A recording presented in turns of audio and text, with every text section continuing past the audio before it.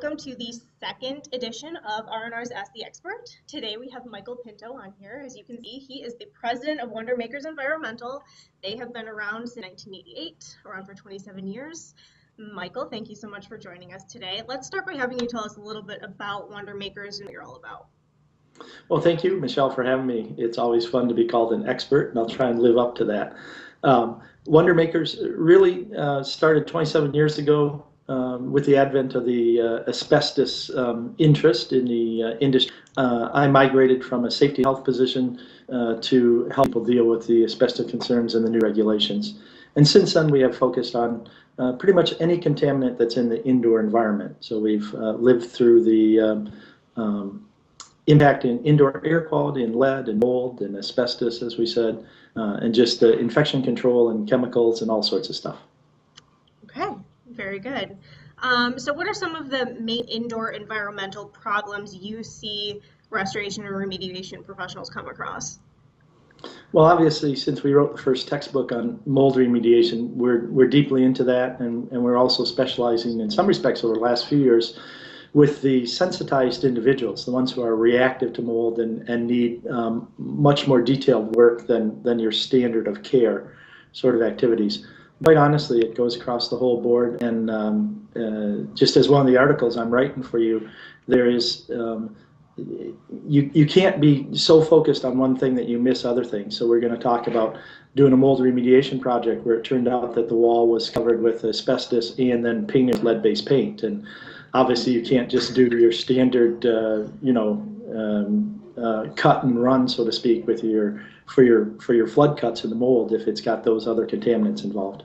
Okay. So going into that, what are some of the important safety aspects, proper training? How important is that before going into an environmental? Well, obviously, as a training provider, we like to think that training is critical, but more importantly, how about attitude? I mean, what we classes is trying to tell the students they need to protect themselves and their first, because you're not doing anybody any, even if you're trying to help them with their health problems and things, if you expose yourself or your crew and get them. So once you take care of you have that mindset about keeping safe, then it's easier to then think about the occupants safe, and the third step, of course, is to make the facility safe, or the structure. So crew in first, and then the occupants, and then the structure, and if you do that, you're going to do okay.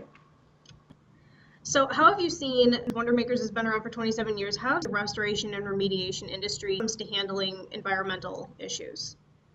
Well, I think it's a microcosm of our society as a whole, where things just get more narrow. You end up drilling down. I used to do a lot of issues like underground storage tanks, surveys and things like that. And as the regulations and as just industry gets more focused and gated, you have to start narrowing your interests so that you can keep up with it. And I think that's really the primary challenge for a restoration company. What are they going to focus on? Fire? Are they going to focus on mold? Are they going to focus on and if they focus on all those areas to make themselves wanted and then available to their customers, then they typically have to have one really renaissance person who can do all that, or build a team expertise in all those different areas.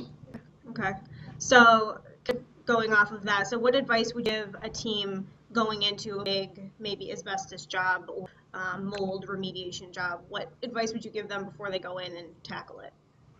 Well, the other thing I think is that there's too much of this going into things before we stop and look at things.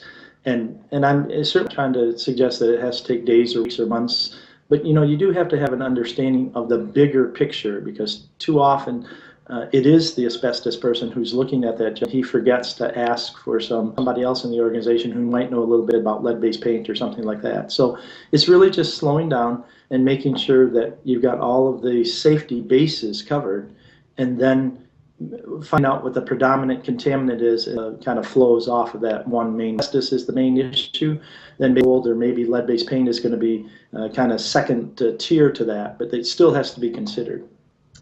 Okay, very good. Any other advice you want to add into here? Any expert advice? Again, there's years of experience, as you said. I've seen it over 7 years at Wonder Makers and another 5 before that, and it is about understanding some details but not getting lost in the detail. We keep talking about the detail to fit into a big picture. And that's probably my best advice for any project, is to just make sure that as you're collecting the details, you don't get lost and you don't lose sight of it that we're trying to accomplish. And then back up and you keep that priority in protecting yourself and your crew, protecting protect the structure. That tends to give you that bigger picture approach to things. So I hope that helps. That helps. It's fantastic. Thank you so much, Michael, for doing this. I really appreciate it.